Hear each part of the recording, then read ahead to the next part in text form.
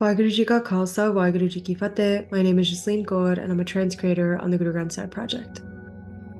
We're excited to announce the release of the second series of Alahania compositions, this time by Guru Amar Das. So, just like Guru Nanak Sahib's compositions, these are set in the rag or musical mode of Vadahans, common to wedding and death ceremonies, tied to the folk tradition, used as songs of sorrow during times of great mourning, where female relatives will beat their chests and wail in grief. And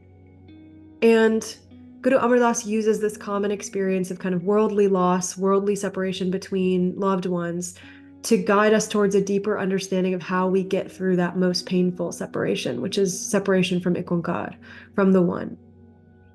So some of the sort of themes that are explored in this series of compositions is how do we practice acceptance? How do we go and ask for guidance?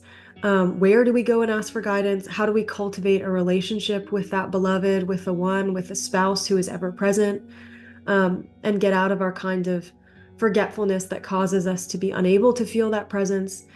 And so I thought I would focus on one particular stanza in the first composition, which is stanza 3, and just tell you a bit about it and maybe touch on some significant terms. So in the third stanza, Guru Amar Das says, "Let us ask those saintly beings who are happily wedded to the divine, who are experiencing the presence of the One, who are having an intimate relationship with the One that is personal to them, who recognize their own spouse.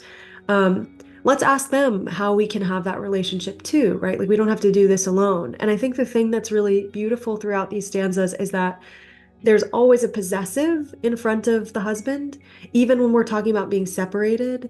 Our relationship with IkOankar is one where we have ownership coming both ways. So it's not just that IkOankar is the owner, it's also that like we have a stake in this relationship, and even if we feel separated, like that's our spouse, which I think is really beautiful. But that's just a little bit of a tangent. So also the Guru says, how do we go to these people for advice? Who even are the saintly beings? These are not people who are classically religious or saintly in the way we might think, right? Like displaying piety, displaying reverence through external garb, through particular rituals and austerities and disciplines. These are the saintly beings who are wisdom oriented, who have cultivated a relationship with the One, whose relationship with the One is apparent to other people because they have changed their way of thinking and speaking and acting in the world, right? So we go to those people and we ask them by renouncing the self, renouncing the ego, and serving. We come with humility and a willingness to be guided. And they show us that the eternal spouse, IkOankar, is met through the wisdom, through a relationship with Shabad, through deep love and devotion. And that all of this happens naturally and habitually through this service and through this letting go. So two lines that have really stuck out to me because they have really significant terms that we've talked about before are as follows. So, "Pir sacha mile aaye, sach kamaye, sach sabad dhan rati, kade na rand, sada suhagan, antar sahaj samadhi." As always, excuse my pronunciation, but the Guru says when this happens, the eternal spouse comes and meets the One who earns the truth, who through the Shabad, through the wisdom, remains imbued with the truth, saturated in it, drenched in it. And we talk a little bit in other parts of the commentary that this kind of saturating is not, something that happens in one fell swoop. It's like the way that a blade of grass gets saturated overnight in dew. It actually is much more drenched in that dew than if you were to just like drop a blade of grass in water and just kind of plunge it in there, right? It's like drenched from the inside out. And to earn truth is to live in service of the One, to deal only in truth, to accumulate only truth. And when that's our lifestyle, we never become a widow. And so this play on like the worldly kind of paradigm and the sort of trans-worldly paradigm is really important. We become eternally sahagans, eternally happily married women, eternally the fortunate and connected seekers.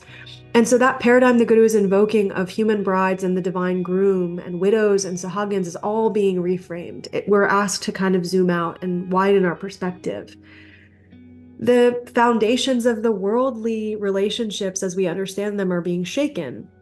and replaced with an understanding of something much more transcendent, of a relationship that transcends our worldly anxieties and temporariness.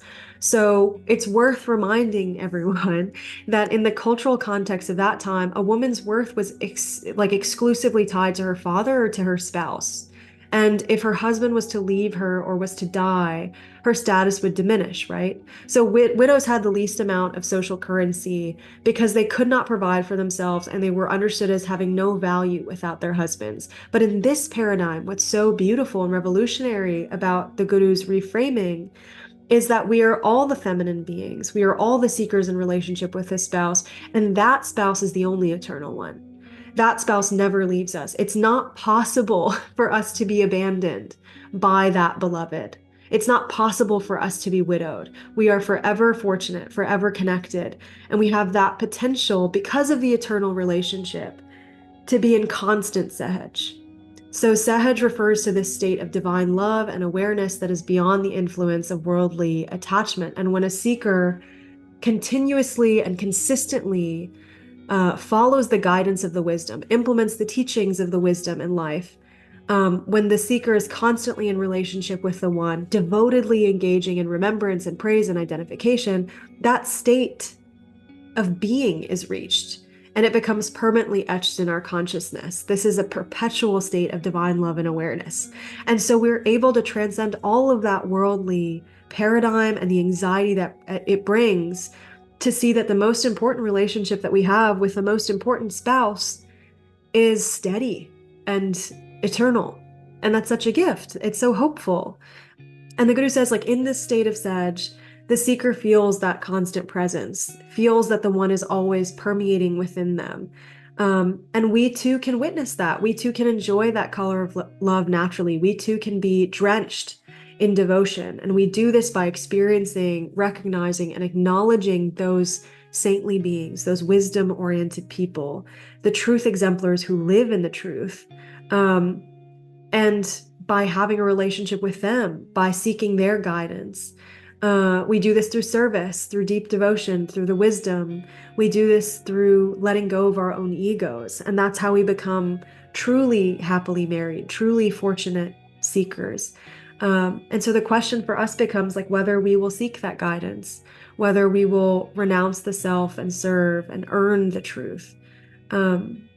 Whether we will become imbued in that slow and beautiful and lasting way, drenched in a way that is slow and powerful and sort of irreversible.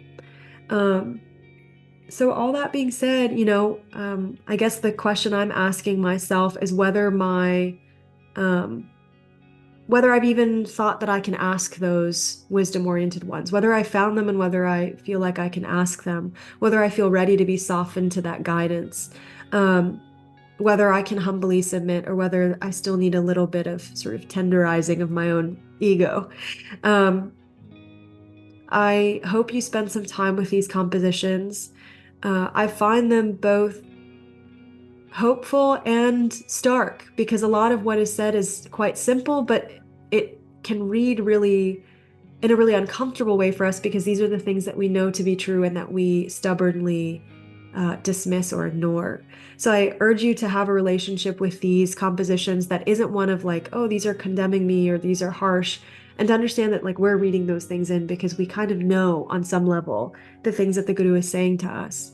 As always, there's footnotes. There's the transgression and translations. There's the commentary, the word meanings. Spend some time and see what it looks like for you to really seek connection with the one, to really understand your own feelings of separation with your own spouse. Waheguru Ji Ka Khalsa, Waheguru Ji Ki Fateh.